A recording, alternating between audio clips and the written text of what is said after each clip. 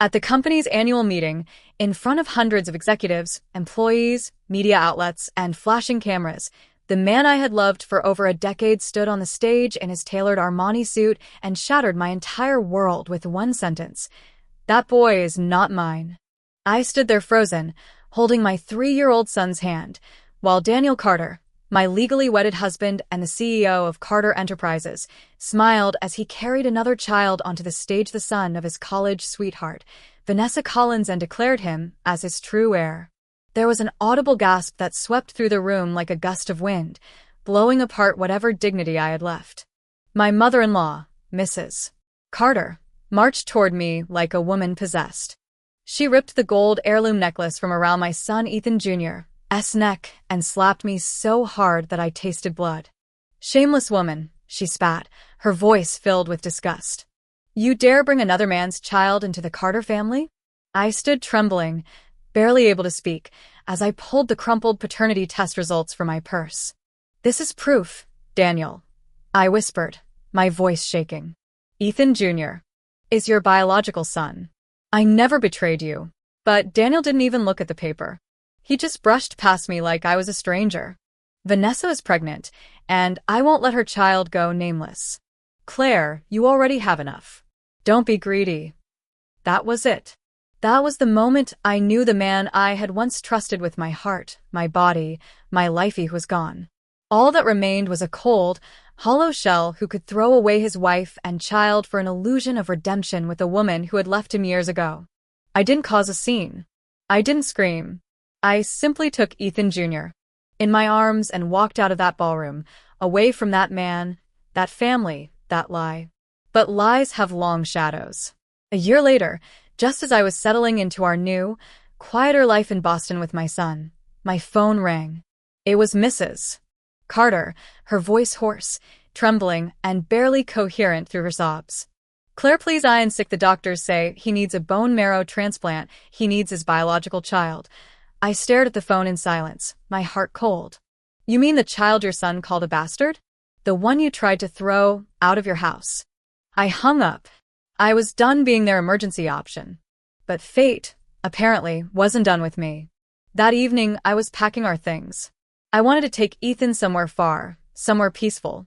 But my son, me sweet, innocent boy, looked up at me with those big tear-filled eyes and asked, "Mom, why do we have to leave again? Doesn't Daddy want us anymore? Why is he holding another kid? Did I do something wrong?" I crouched down, hugged him tight, but couldn't answer. I didn't know how to explain to a child that the man who used to cradle him in his arms now called him a mistake. Just as I opened the front door, suitcase in one hand and Ethan in the other, there he was. Daniel, standing on the porch, holding Vanessa's son Lucas in his arms. And of course, Vanessa herself, in my old Burberry trench coat, looking like she owned the world. "Claire," Daniel said, his eyes flashing with fury, "where the hell do you think you're going?" I ignored him and pulled Ethan behind me, but he grabbed my wrist hard, twisting it painfully. "You want to leave? You're dreaming. You and that bastard child will die before you walk out on the Carter family." Then he did the unthinkable. He locked me and Ethan inside the attic of the villa, the same house where we once planned our future together, and left us there like prisoners. I screamed, I cried, I begged. Ethan got sick fever, chills, the kind that made his tiny body shake and his cheeks burn red. He knelt at the attic door, crying and calling out for his father. No one came. When I finally broke through the barrier of servants to get to Daniel's study, he didn't even look up from his laptop.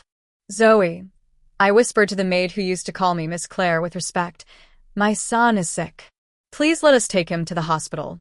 But Vanessa appeared in my clothes, my jewelry, with her fake concern and syrupy voice. "Oh, Claire, don't be dramatic. It's just a fever. There are reporters outside. Do you want to embarrass Ian?" I felt like vomiting. I turned to Daniel, hoping there was still a shred of the man I loved somewhere inside him. But then Lucas walked over and held his hand. "Daddy, when are we going to eat?" And just like that, Daniel smiled, gently picked him up and said, "Now, buddy, let's go." My heart cracked in two. I looked at Ethan burning up, crying in his sleep, whispering, "Mommy, I don't feel good," and something inside me broke. I called my parents in Boston. They were furious. Claire, my father growled. Don't be afraid. We're coming back to get you.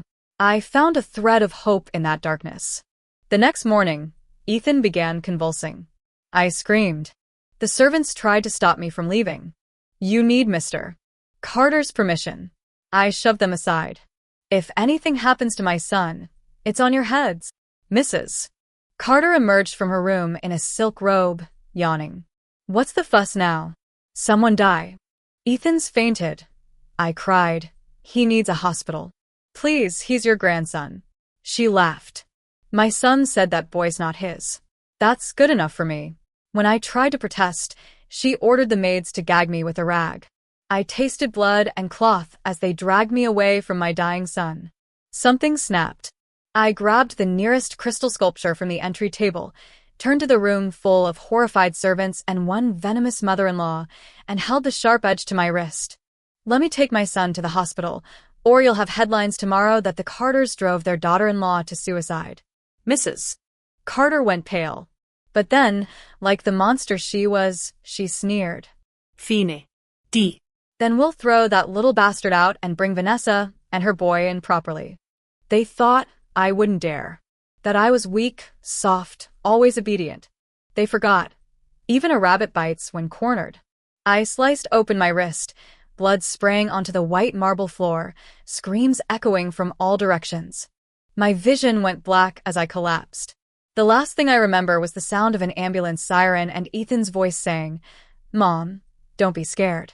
Let's go to the hospital. When I woke up, the smell of antiseptic burned my nose and my wrist throbbed in pain. The door burst open and Daniel charged in, eyes blazing. Claire, are you insane? You slit your wrist over a fever? What kind of mother does that? You think this trick is going to make me pity you? Vanessa followed, holding Daniel's arm, pretending to scold him. I told you, she's just being dramatic. A child's fever is normal. She just wants attention. A trick. A fever. Attention. I felt like screaming. But then Daniel finally looked guilty. He's fine. Ethan's in the next room. The fever broke. Relief washed over me, like a tidal wave. But the words that followed made me feel sick again. You scare my mom so much. She skipped lunch. If you pull something like this again, I'll have you committed. I laughed. Right in his face. I didn't care if he thought I was crazy. He was worried about his mother's lunch, while our son almost died. This wasn't my husband anymore. This wasn't love. This wasn't a marriage. I was done. Daniel didn't mention the press conference again until a week later, when he suddenly walked into my hospital room with his assistant and announced, We're holding a clarification event. This has gone too far. The media's painting me as a villain. I'll fix it. I stared at him, my wrist still wrapped in thick gauze, my body weak from blood loss, my heart colder than ever. But for the sake of my son, for Ethan Jr., I nodded. I thought, maybe this is how I save my child from the stain you put on him. Maybe this is how I give him back the dignity you tore away when you called him a bastard in front of 1,000 eyes. So, I agreed. I got in the wheelchair with Ethan in my arms, still pale and weak, and was taken to the press conference venue that Daniel's team set up. His assistant, who used to greet me politely every morning, looked at me with pity now. Not sympathy. Pity. That should have been my warning. But it was too late. The moment we were pushed into the venue, I knew something was wrong. Daniel was already on stage, in another tailored suit, Vanessa standing next to him in a fitted cream dress with pearl earrings. Her son, Lucas, stood between them, smiling shyly like this was a goddamn family photo shoot. All eyes turned to me and Ethan as we were wheeled toward the front. The crowd didn't cheer. They didn't clap. They whispered, Is that the woman who tried to kill herself for a fake son? She's the one who framed Daniel, right? God, how pathetic. At least Vanessa has class. My hands instinctively flew to cover Ethan's ears, shielding him from their poison. But the poison was everywhere. Reporters swarmed around us like vultures, shoving microphones into our faces. Ms. Bennett, are you here to apologize to Mr. Carter? Who's the man you had an affair with? Do you feel guilty making your son carry the shame of being a bastard? I was shaking not with fear, but rage. I looked at Daniel, pleading silently. Remember your promise. Tell them it was a misunderstanding. Tell them Ethan is your son. Tell them the truth. He picked up the microphone. The room quieted. I held my breath. Thank you all for coming, Daniel said, his voice steady and calm, like he was presenting quarterly earnings. After a long and emotional journey, I've made the decision to formally adopt Ethan Bennett as my legal son. I froze. What? While he may not be related to me by blood, Daniel continued, I will care for him as if he were my own. As if. My ears were ringing. I couldn't even process the next words, the ones where he proudly introduced Lucas as his biological child and heir. The next thing I knew, I was being pushed backstage. Daniel followed, acting like this was no big deal. I did what I promised, he said, almost smugly. The world now sees Ethan as my adopted son. That's better than nothing. I couldn't breathe. My voice cracked when I spoke. He is your son, Daniel. He's your blood. Why are you doing this? He looked at me like I was being unreasonable. We both know the truth, Claire. But for the company, for appearances, this is the best compromise. A compromise? I laughed, but it came out like a sob. You get to be a hero, and Ethan gets to live with a lie? You're disgusting. But Daniel was already gone, swept away by the applause and praise of his party. Because after the press conference, he threw a goddamn celebration for reuniting his family. Vanessa glowed as she accepted congratulations. Lucas twirled in his new little tuxedo. Ethan and I weren't even invited to the after-party. Why would we be? We were just the props in his carefully crafted image rehabilitation. I was packing Ethan's diaper bag in the hospital when my phone buzzed. It was a call from Daniel's father, Richard Carter. Claire, we're here, he said. Your parents just landed. They're downstairs waiting for you. My breath caught. They came. Mom and Dad came back for me. I grabbed Ethan, left the hospital, and ran straight into their arms. For the first time in months, I felt safe. I didn't look back. Not when the elevator doors closed. Not when we walked through the airport. Not even when the plane took off and Daniel tried to call my phone for the 12th time. I powered it off. He was no longer part of our story. But of course, the world doesn't just let you leave quietly. At the airport gala, Daniel was still toasting to new beginnings when someone leaned in and whispered something in his ear. His face went pale. The glass in his hand shattered. She's gone, he said, voice trembling. Claire left. Vanessa tried to calm him down, but he shoved her away. Get out of my way, he snapped, pushing through the crowd like a madman. He ran out of the event hall, screaming at his assistant to track our flight. The next morning, I saw the video.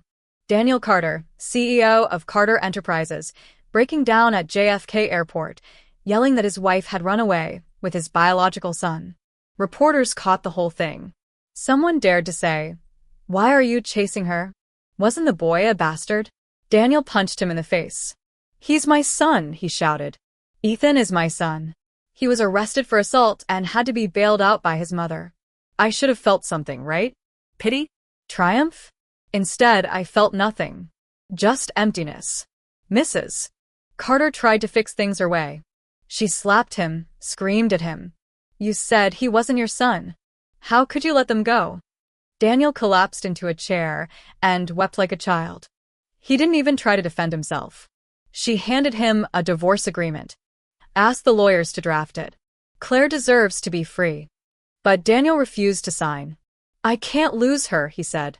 She's still my wife. You can't let her raise your son with another man, his mother insisted. She'll remarry and Ethan will call someone else dad. Is that what you want? But Daniel didn't respond. He just stared at the papers with vacant eyes. Later, I learned he crumpled the agreement and tossed it in the fire. But that didn't matter anymore. I was already gone.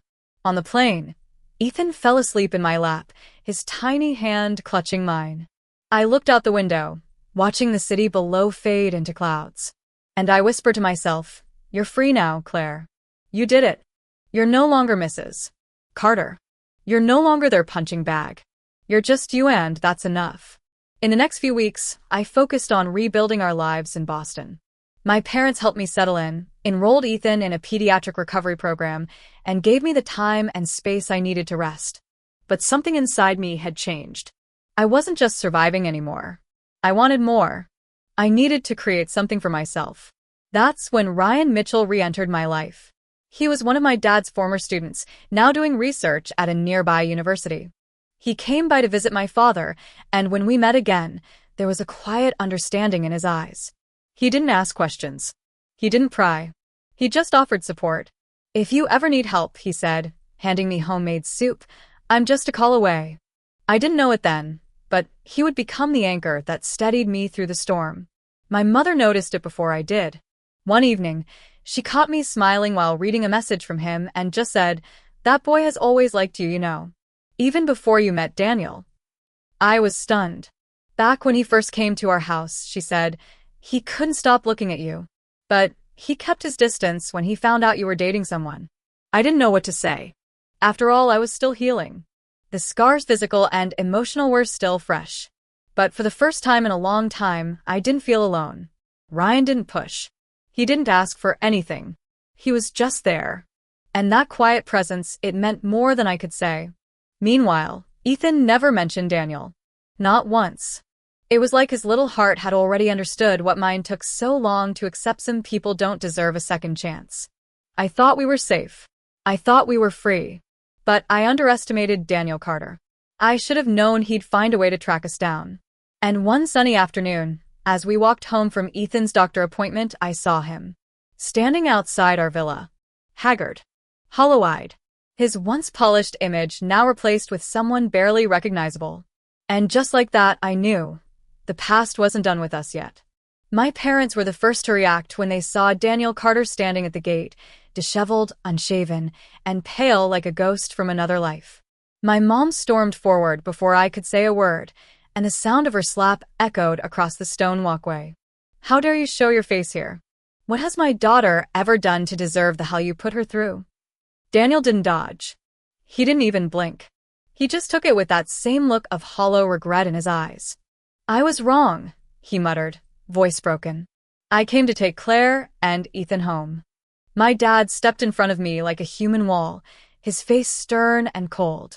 "You don't get to come back and collect them like forgotten luggage. You lost that right the moment you called your own son a bastard on stage." I stood there, silent, watching the man I had once built my world around look so small, so fragile. I had imagined this moment so many times, him crawling back, begging, confessing, but the reality felt nothing like victory. It felt like sadness. Like watching the final breath of something that had already died. Still, I stepped forward and placed a hand on my father's arm. "Dad, it's okay. Let me talk to him alone." My mom opened her mouth to protest, but I shook my head. "Just for a minute." I led Daniel to the side of the garden, away from the house, from Ryan, from my parents, from Ethan. The second we were alone, Daniel reached for my hand. I pulled back. "Don't." His shoulders collapsed. "Claire, please." I was stupid. I was blinded by guilt and nostalgia and everything I thought I owed Vanessa. I thought I was doing the right thing. "I swear I didn't know Lucas was mine." "Stop," I said, holding up a hand. "You think the issue is Lucas?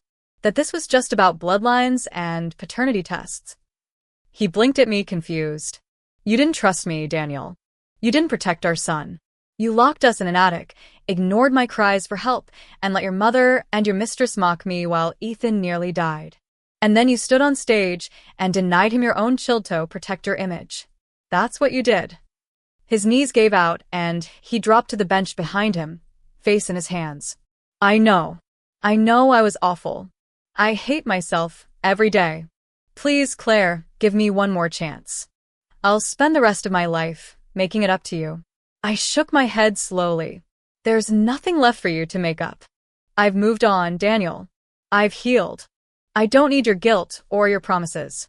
You should have done better when it mattered." He looked up at me, eyes red and desperate. "Is it because of him? Ryan? Are you with him now?" I didn't flinch. No. "But even if I were, it still wouldn't be your business." His lips trembled. "I can't lose you. You already did," I said softly, and turned to leave. He followed me to the door, voice cracking. "Claire, I haven't signed the divorce papers. Legally, we're still married." I paused with my hand on the doorknob. "Then I'll see you in court." In 2 years, I can file, without your consent. That was the moment it sank in for him. His face went blank, like all the blood had drained from his body. I opened the door and walked back into the house without a single glance over my shoulder. After that day, Daniel didn't leave. He rented an apartment 2 blocks down, and every morning he waited across the street like some lost soul hoping for redemption. He never tried to barge in again, never shouted or begged. He just stood there, rain or shine, watching from a distance. My parents hated it. Ethan didn't even seem to notice. He had grown quieter, more reserved, and though he never asked about his father, I could see the occasional flicker in his eyes when a man waved at his kid in the park or carried a child on his shoulders. Ryan saw it too. He started coming around more often, not in a pushy way, but always when we needed him most. He'd bring Ethan a new book or a puzzle, help my dad with the garden, or just sit and talk with my mom over tea. He never asked for more than my company. But I could see it in the way he looked at Medhat, quiet, constant affection that expected nothing in return. One afternoon, as I watched him help Ethan with a model airplane, I realized how different everything felt when I was with him. No pressure. No guilt. Just peace. But the peace wouldn't last forever. Daniel finally snapped. It happened the day I went out to get groceries alone. Ryan had stayed behind to help fix the garage door. When I returned, I saw them. Daniel and Ryan, standing face to face in the driveway, tension crackling like lightning. Ryan had a split lip. Daniel's knuckles were bruised. What the hell happened? I demanded. Ryan looked at me calmly and said, "Don't worry. He won't come around again." Daniel didn't say a word. He just turned, got in his car, and drove off. I turned to Ryan.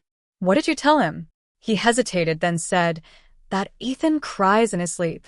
That he wakes up screaming, saying he doesn't want to see his dad again. That every time you see Daniel, you look like you're in pain. I told him if he truly loved you, he'd let you go." I felt my breath catch. "Thank you," I whispered. A week later, Daniel flew back to New York. He didn't say goodbye. No letters, no calls. Just silence. I enrolled Ethan in a new kindergarten near our home, and for the first time in what felt like forever, we breathed freely. I started taking business classes and sketching out a plan for a small online boutique. Ryan helped me source suppliers, introduced me to friends in e-commerce, and even invested in my vision when I was short on funds. I didn't know what to call what we had, but whatever it was warm and steady. We never labeled it. We didn't have to. And then, just when I thought the past had finally released its grip on me, I overheard something that sent shivers down my spine. We had a group of Chinese clients visiting the studio, and while I poured tea, one of them leaned toward the other and whispered, "Did you hear about Daniel Carter? That woman he claimed had his son? Turns out the kid wasn't his at all." I nearly dropped the teapot. The other client replied, "Serves him right. That Vanessa woman cheated on him years ago, and now he's left with nothing." I walked back to the office, heart pounding. Ryan came over to steady my hands. "You heard?" I nodded. "Did you know?" He hesitated. "I found out recently. Vanessa's son was never Daniel's. She lied. DNA confirmed it." My knees went weak. "So, he destroyed our family for nothing?" Ryan didn't answer. He didn't need to. I stared at the window for a long time, watching the clouds shift. Daniel's face flashed through my mind, not the cruel man from the press conference, but the one who once held Ethan like he was the most precious thing in the world. I didn't cry. I didn't scream. I just let the silence settle. Ryan touched my shoulder gently. "Have you forgiven him?" I looked at him and smiled, really smiled for the first time in weeks. No. "I never will." And I meant it. Daniel Carter made his bed. Now he had to lie in it alone. 6 months passed before I heard Daniel Carter's name again, and this time, it wasn't in some gossip column or through his mother's desperate calls. It was during a routine meeting with an investor who casually mentioned that Carter Enterprises had officially gone under. I didn't react. Not at the time. But when I got home that night and closed the door behind me, I sat in silence with my hands in my lap, letting the weight of those words wash over me. Carter Enterprises. Gone. Just like that. A few days later, more details trickled in. Vanessa Collins, the woman Daniel had ruined our family for, had stolen the company's seal and forged financial documents, funneling funds into overseas accounts before disappearing entirely. It turned out she'd been planning it for months, possibly years. The media spun it every which way. Some painted Daniel as a victim, others called him a fool, but none of it mattered to me anymore. What did matter was his empire had collapsed, his reputation had been destroyed, and everything he'd sacrificed us for had turned into ash. When his mother found out, she suffered a stroke. It wasn't fatal, but it left half her body paralyzed, and I heard from an old contact that Daniel had moved her into a small rehab facility in upstate New York. I didn't visit. I didn't reach out. But somewhere deep inside me, I felt something I didn't expect: peace. For the first time in a long time, I didn't feel like the one who had lost. If anything, I had won. Quietly. Steadily. Powerfully. My boutique studio was growing beyond what I had imagined. I'd rented the second floor of our office space, hired 2 more designers, and launched a capsule collection that had unexpectedly gone viral with international clients. My name, Claire Bennett, was being mentioned in fashion and lifestyle blogs, not as the ex-wife of a disgraced CEO, but as a woman who had rebuilt herself from the ground up. Financially, I was more than stable.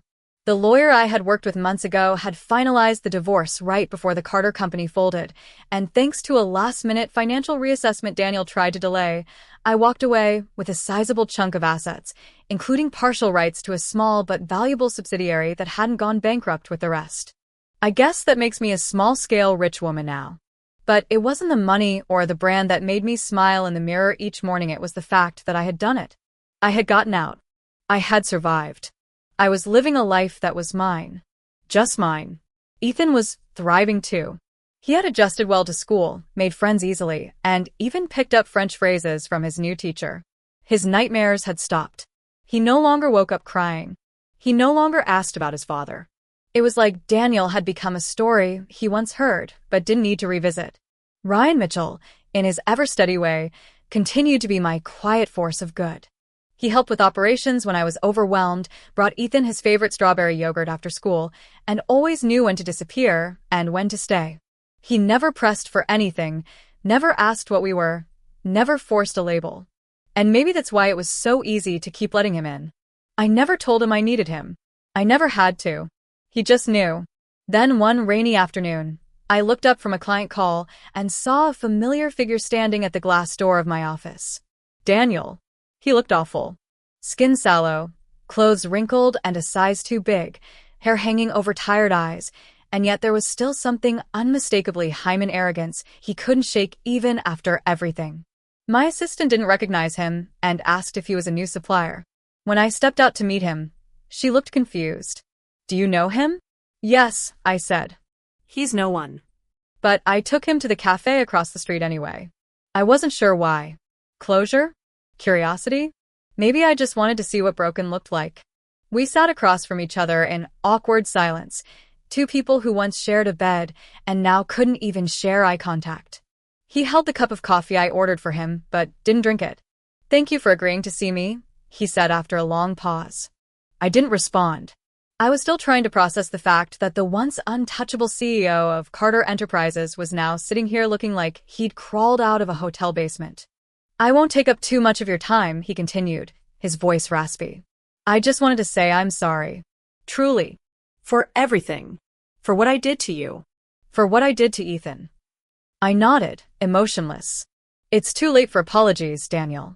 He looked down, hands trembling slightly as he wrapped them around the cup. "I know. I needed to say it anyway." I studied him quietly. "You're sick." It wasn't a question. He nodded. "Leukemia. Diagnosed months ago. They said if I had done the transplant back then, maybe there would have been a chance. But now. It's progressed too far." I blinked. "So that's why you're here?" He shook his head quickly. No. "I'm not here to ask for anything. I won't drag Ethan into this. I just wanted to see you. To tell you that I've signed over what I had left to him. It's not much, but it's all I could do." I stared at him, stunned. For a split second, I felt that sharp tug in my chest again, the ghost of the man I once loved.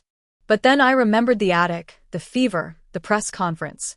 The lies. The betrayal. "I don't need your money," I said softly. "And neither does Ethan."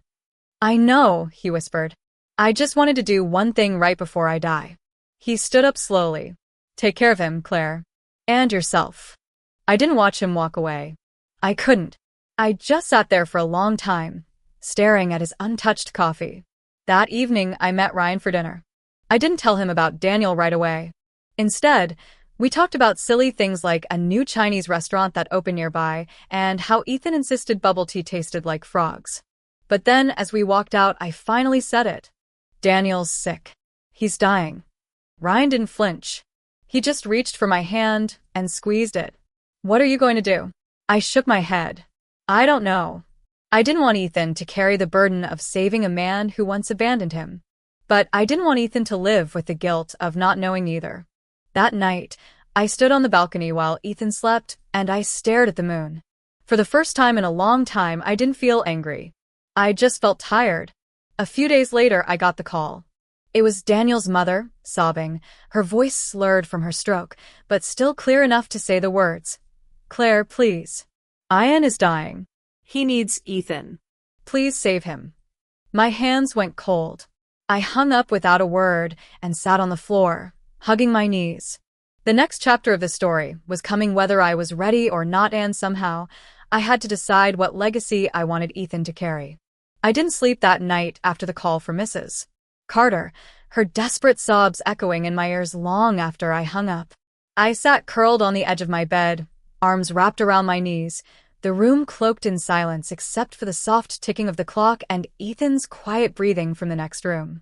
I knew Daniel was dying. I had seen it in his sunken eyes, the way his hands shook when he tried to hold the coffee cup, the hollow sound of his voice when he said goodbye. What I hadn't expected was the wave of emotions crashing through me now that it was real, that he was truly reaching the end, that the man I once loved with every fiber of my being would be gone, not in theory, but in time, and that my son might never know how close he came to losing his father, without even realizing it. Ryan found me on the balcony the next morning, still in the same clothes, hair unbrushed, eyes rimmed with red. He didn't ask any questions. He just placed a mug of warm tea next to me, sat down, and waited. His mother called. I finally said, voice hoarse, Daniel's not going to make it. They want Ethan to get tested. Just in case. Ryan was quiet for a long time before he answered. I don't know. He doesn't owe Daniel anything. After everything that man put him through, my voice broke. But he's still his father. Ryan nodded slowly. Do you want me to handle it? I shook my head. No. I'll talk to my parents first. That afternoon, we sat around the kitchen table like we had during my high school days when something big needed to be decided. Only now, the stakes were life or death. My father listened carefully as I explained everything, his fingers pressed together, elbows resting on the polished wood, while my mother sat with one hand over her mouth, eyes brimming with tears. Claire, my dad said finally, we'll support whatever decision you make. But you need to be clear about one thing: this isn't just about Daniel. It's about Ethan too, and what this will do to him. I nodded. I know. We were still talking when Ethan wandered into the room, rubbing his eyes and dragging his stuffed dinosaur behind him. Mommy, why are you all crying? I immediately stood and wiped my face, trying to smile. We're not crying, baby. We're just talking about grown-up stuff. He tilted his head, blinking up at me. Is it about Daddy? My breath caught. Why would you say that? He clutched his dinosaur tighter. I heard you on the phone last night. You said Daddy was sick. Is he going to die? There it was. The question I wasn't ready to answer. I crouched down, pulled him into my arms, and felt his little body tremble. I don't know, sweetheart, I whispered. But he's really sick. He didn't say anything for a while, just held onto me tighter.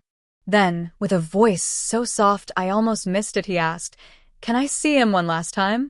I didn't know what to say. That night, I called Daniel's doctor. Dr. Thompson sounded weary but kind, his voice heavy with the weight of too many similar conversations. I won't sugarcoat it, he told me. There's no chance for transplant anymore. His body wouldn't survive the procedure. It's just palliative care from here. How long? I asked. Weeks. A month at most.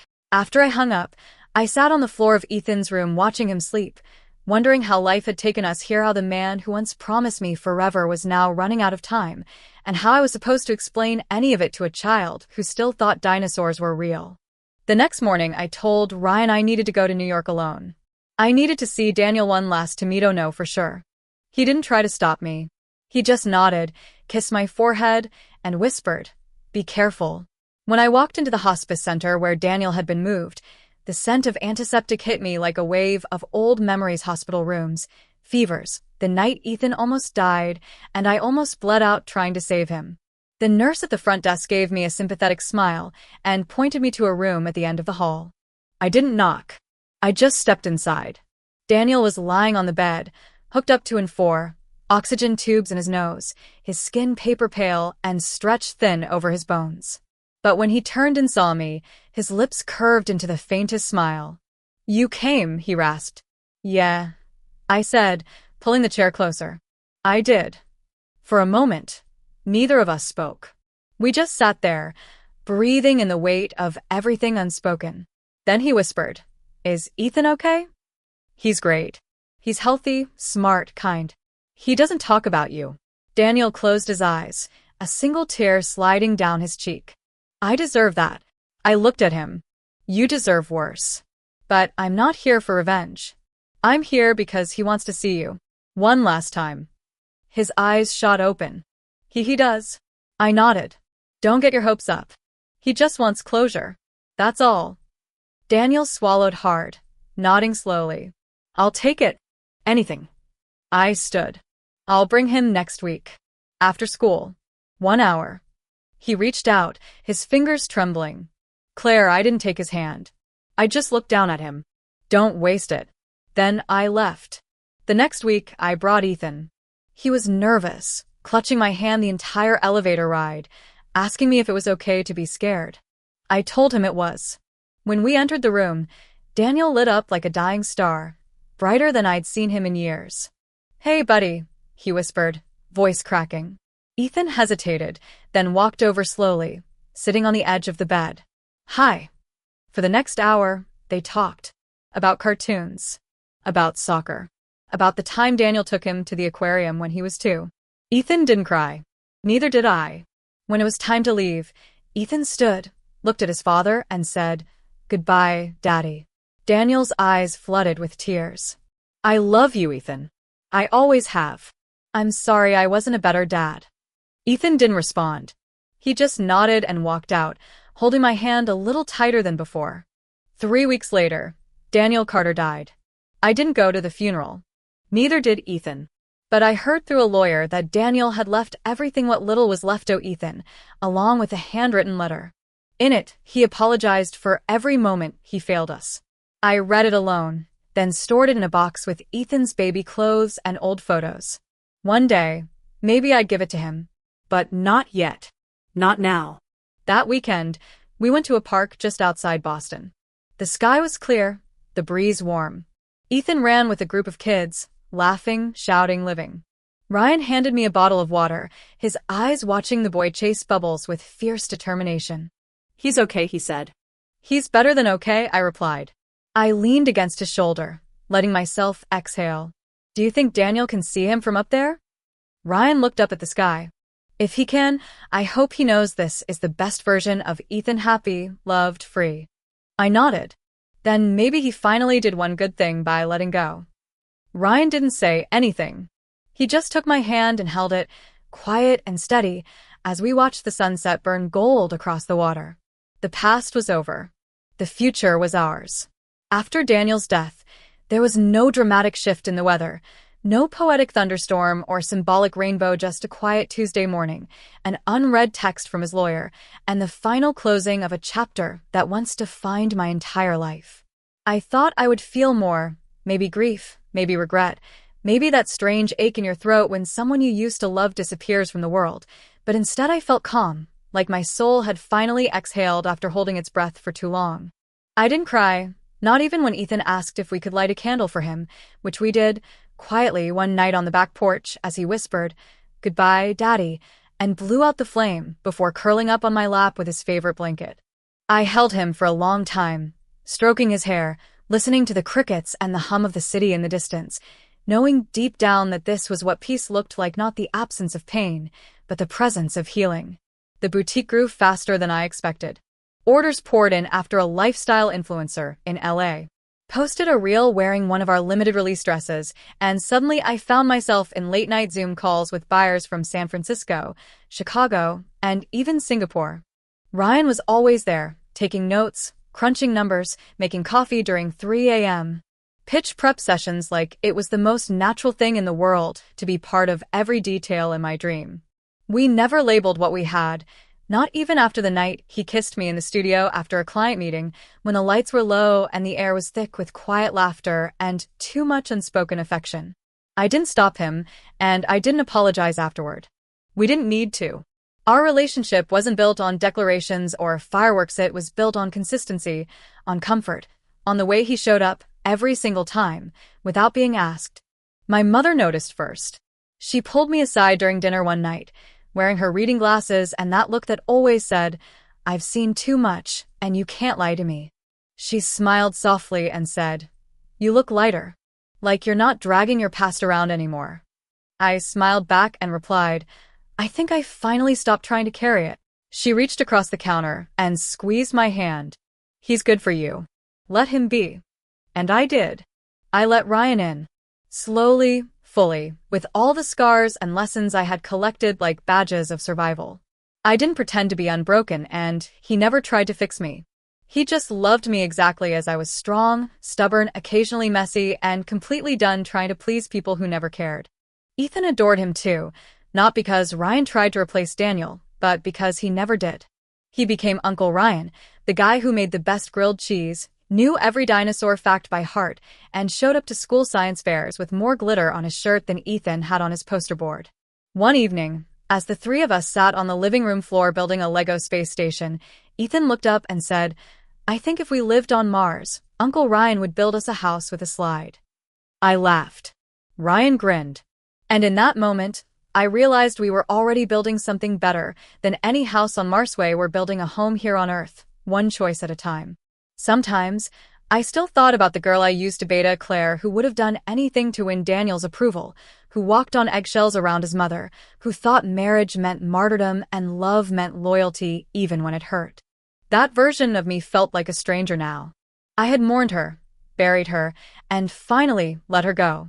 What remained was someone new, someone who wasn't afraid to say no, to walk away, to choose herself and her child without guilt. I went through Daniel's final paperwork quietly, signing documents, transferring assets into Ethan's trust, making sure everything was clean and sealed before the legal chapter of that life faded away completely. I kept the letter Daniel wrote for Ethan, still unopened, in a small lockbox. One day, when he was old enough to understand what forgiveness really meant, I'd let him read it. But for now, he didn't need to carry that weight. He deserved a childhood free from complicated goodbyes and inherited sadness. And I deserved the chance to fall in love without apology. On a crisp fall morning, as golden leaves drifted down onto our porch, Ryan handed me a cup of hot cider and said, "I booked us tickets to the mountains. Just for a weekend. No phones, no laptops, no meetings. Just you, me, and Ethan." I blinked at him, surprised. "Seriously?" He smiled. "You've built an empire. You deserve to enjoy it." I leaned into him, resting my cheek on his shoulder. This time last year I was standing on a stage, being called a liar in front of cameras. He turned to me, cupped my face gently. "And now you're being called an icon in Forbes' Women to Watch." I laughed. God, what a plot twist. He raised his brow. "More like a character development arc. You're the main character now, Claire. No more background roles." And maybe that was it. Maybe that's what this whole story had been about, not just surviving betrayal or escaping a toxic marriage, but remembering who I was before the world told me I had to shrink to fit someone else's expectations. I was never just Daniel Carter's wife. I was never just Ethan's mom. I was Claire Bennett, designer, survivor, woman, dreamer. And for the first time in my life, I wasn't waiting to be chosen. I had already chosen myself. That weekend in the mountains, Ethan ran wild through the woods, cheeks pink from the cold, chasing Ryan with a snowball in one hand and his stuffed dinosaur tucked under the other. I sat on the porch wrapped in a blanket, watching them, my heart full in a way it had never been before. Not loud, not fast, not cinematic, just full. Ryan returned to me breathless, a snowball in his hood, and dropped to his knees beside my chair, grinning like a fool. "You okay?" he asked. I nodded. "Better than okay." He hesitated, then reached into his jacket pocket and pulled out a small box. My breath caught. "It's not a ring," he said quickly, laughing. "Not yet. Just a key. To my place. I mean your place. If you want it to be." I opened the box, saw the simple silver key on a blue velvet cushion, and felt tears prick the corners of my eyes. "It already is," I whispered. And that was enough. No grand proposal. No second marriage. Just a key, a home, and a man who chose me every single day without needing a contract to prove it. When we returned to Boston, life continued quiet, steady, full of little joys and new beginnings. Ethan got an award for his volcano project. The boutique got featured in another magazine. I got asked to speak at a women's leadership conference. And one night, when I checked on Ethan and found him asleep with Ryan's old hoodie curled under his head, I knew we had finally made it. This wasn't the ending I once imagined, but it was the ending I needed. Not a fairy tale. Not a revenge arc. Just healing. Growth. Love. And the beautiful, quiet magic of finally, truly, being free.